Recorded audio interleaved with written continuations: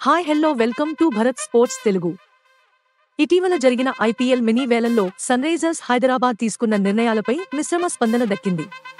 హైదరాబాద్ జట్టు సీఈఓ కావ్య మారన్ వేలంలో మంచి నిర్ణయాలు తీసుకున్నారని కొందరు మెచ్చుకుంటే, విదేశీ ప్లేయర్లపైనే అధికంగా శ్రద్ధ పెట్టారని మరికొందరు విమర్శించారు.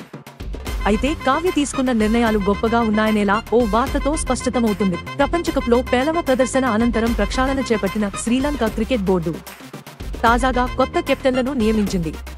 టీ20 జట్టుకు కెప్టెన్గా సన్రైజర్స్ హైదరాబాద్ నయా ప్లేయర్ హసరంగను ఎంపిక చేసింది. ఇటీవల జరిగిన వేలంలో హసరంగను హైదరాబాద్ ₹1.50 కోట్లకు దక్కించుకున్న విషయం తెలిసిందే. ఈ స్టార్ స్పిన్నర్కు వేలంలో భారీ డిమాండ్ ఉంటుందని అందరూ అంచనా వేశారు. కానీ ఎస్ఆర్హెచ్ తక్కువగా ధరకే సొంతం చేసుకుంది.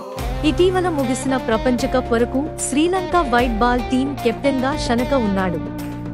అయితే అతడిని తప్పిస్తూ వన్డేల్లో కొత్త కెప్టెన్గా కుశాల్ మెండిస్ను, టీ20లో హసరంగను నియమించింది.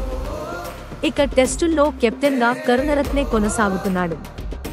దీంతో శ్రీలంకకు తొలిసారి 3 ఫార్మాట్లలో 3 కెప్టెన్లు ఉన్నారు. 2021లో రెగ్యులర్ కెప్టెన్గా షనక బాధ్యతలు అందుకున్నాడు. అతడు 2022 ఆసియా కప్లో శ్రీలంకను విజేతగా నిలిపాడు. ఇక షనక కెప్టెన్సీలో దక్షిణాఫ్రికా, ఆస్ట్రేలియాపై వన్డే సిరీస్, భారత్పై టీ20 సిరీస్ సాధించడం మరికొన్ని గొప్ప విజయాలు. అయితే బ్యాటింగ్లో ఫామ్ కోల్పోవడం అతడి కెప్టెన్సీపై వేటు పడటానికి ప్రధాన కారణంగా మారింది.